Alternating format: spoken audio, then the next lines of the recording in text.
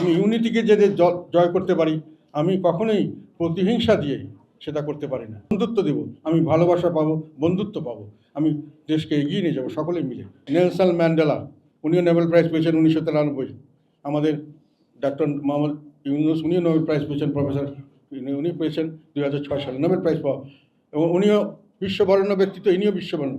Nelson Mandela 27 বছর অ্যাপারথাইড, বৈষম্যের শিকার, তার বিরুদ্ধে যুদ্ধ করতে গিয়ে 27 বছর উনি জেলে ছিলেন। 1990 সালে ওনাকে মুক্তি দেওয়া হয়। 1994 সালে একটা বিশ্ব প্রেসারে তৎকালীন সরকার একটা নির্বাচন, সাধারণ নির্বাচন ঘোষণা করেন। সেখানে তিনি ব্যাপক ভোটে প্রেসিডেন্ট হিসেবে নির্বাচিত হন। সবাই মনে করেছিল যে বৈষম্যের শিকার 27 বছর অত্যাচার, নিপীড়নে নির্যাতিত মানুষ এখন প্রতিহিংসা নেবে। উনি প্রতিহিংসা যাননি, উনি সবাইকে নিয়ে দেশ গড়তে চেয়েছিলেন। উনি ঐক্য, যেটা ভাঙা জিনিস, যেটাকে অ্যাপারথাইড, যেটাকে বাইন করে ভাঙা হয়েছিল, সেটাকে উনি জোড়া দেওয়ার চেষ্টা করলেন, সবাইকে ডেকে আনলেন। উনি বলেছিলেন যে উনি ক্ষুধামুক্ত, দারিদ্র্যমুক্ত এবং একটি প্রসপ্যারিটির দিকে, উন্নয়নের দিকে ধাবিত একটি দেশ তৈরি করতে চান। আন্দোলনের সময় কিন্তু আমরা জানতাম যে আমরা আন্দোলন করছি একটি ভালো নির্বাচনের জন্য, তারপরে একটি ভালো সরকারের জন্য, যার জন্য এই দুটো কমিশন করা হয়েছে। সবাই এটা রাজি ছিল।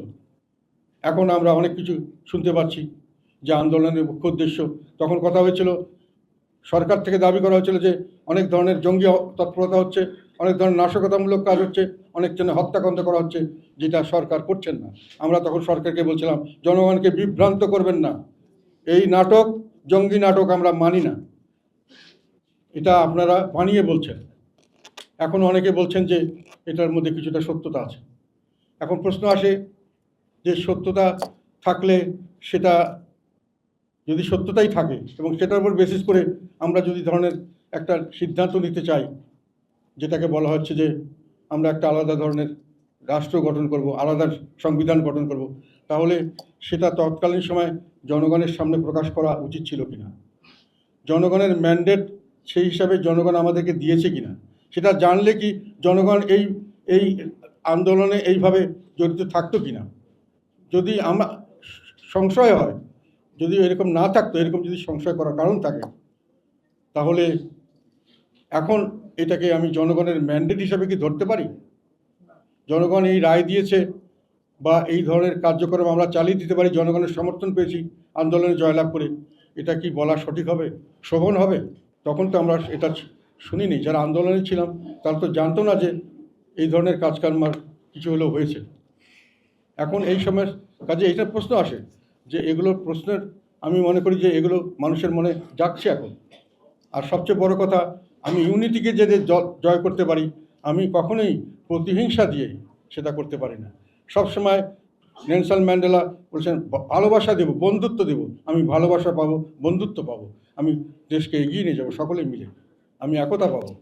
আর আমরা করছি যে আমরা ঘৃণা ছড়াচ্ছি, এ খারাপ, ও খারাপ, সে খারাপ, এই জন্য দোষ।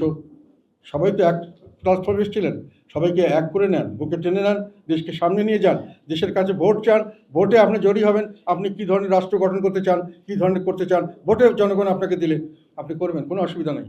আমাদের এই যা পিপলস রিপাবলিক, এখানে পরিষ্কারভাবে আমাদের সংবিধানে কিন্তু কাউকে সংবিধান বা কোনো আইন করার কোনো অথরিটি দেওয়া হয়নি। আমাদের যারা শপথ নিয়েছেন সবাই কিন্তু সংবিধান সংরক্ষণ করবেন, এইভাবে শপথ নেওয়া হয়েছে। আমরাও নিয়েছিলাম মন্ত্রী হিসাবে, শুধু এমপিদেরকে সংরক্ষণ করার কথা বলা নেই। এমপিরা ছাড়া এটা কেউ অ্যাপ্রুভ করতে পারবে না।